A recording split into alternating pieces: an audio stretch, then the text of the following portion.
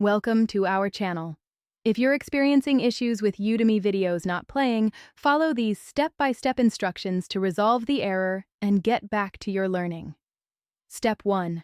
Check your internet connection.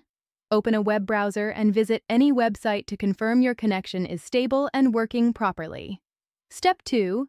Clear your browser cache and cookies. Go to your browser settings, find the privacy or history section, and clear all cached data and cookies from the past 24 hours or all time. Step 3. Disable browser extensions. Some extensions, especially ad blockers, can interfere with video playback. Temporarily disable all extensions and try playing the video again.